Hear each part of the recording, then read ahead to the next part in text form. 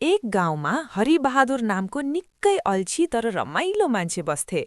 काम गर्नुपर्छ भन्ने सुन्नासाथ उनलाई जरो आए जस्तो हुन्थ्यो, तर कुरा गर्न भने उनी गाउँकै नम्बर 1 थिए। एक दिन गाउँका मुखियाले भने, हरिबहादुर, अब तिमी पनि केही काम गर। सधैँ चिया पसलमा बसेर गफ मात्रै गरेर हुँदैन।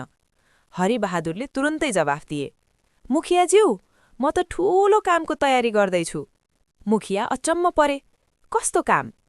हरिबहादुरले गम्भीर अनुहार बनाएर भने, म सोचिरहेको छु गाउँमा अल्छीहरूको सङ्घ खोल्ने। मुखिया हाँस्दै सोधे, अनि सदस्यहरू को हुन्छन्? हरिबहादुरले टाउको खुम्च्याएर भने, अहिले त कोही पनि छैनन्। किन?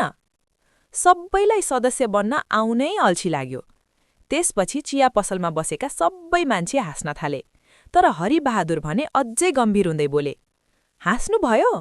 ठिक छ, भोलिदेखि सदस्य बन्न आवेदन पनि नलिन सक्छु, किनकि मलाई पनि उठेर आवेदन लिन अल्छी लाग्छ।